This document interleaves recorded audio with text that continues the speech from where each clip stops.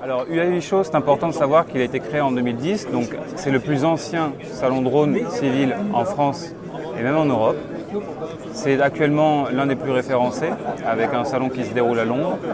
En France, le salon en est à sa 5e édition et c'est actuellement une référence puisqu'il est très orienté sur le professionnel. Il n'y a pas de visiteurs semi-professionnels, il n'y a pas de visiteurs amateurs. On a uniquement du contact ultra qualifié, on a réuni la totalité des grands groupes à la fois utilisateurs et usagers de ces systèmes-là. On peut compter sur Enedis, on peut compter sur Altamétris de SNCF, Engie, Suez, qui sont de gros utilisateurs de drones actuellement pour de l'inspection.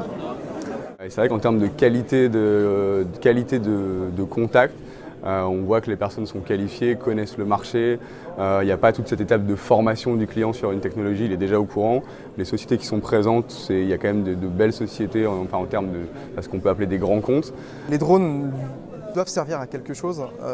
L'idée n'est pas simplement de les faire voler, mais de répondre à des besoins métiers. Et nos solutions s'adressent du coup aujourd'hui à des industriels qui ont besoin d'informations sur leurs infrastructures, sur leur territoire. Et voilà, on essaie d'y répondre de la meilleure manière possible. Ça peut être de la surveillance de pipeline pour éviter tout ce qui est acte de malveillance, intrusion. Ça peut être des surveillances de réseaux électriques, réseau SNCF, par exemple Rail. Alors je parle des SNCF, mais il y a bien d'autres compagnies qui sont intéressées par ces problématiques-là. Sécurité parce qu'il peut y avoir besoin de persistance sur zone, sur des centres ou des industriels relativement étendus, grands. Et après reconnaissance, effectivement, avant d'envoyer ou de prévoir des missions, avoir une reconnaissance du territoire, ça peut être important.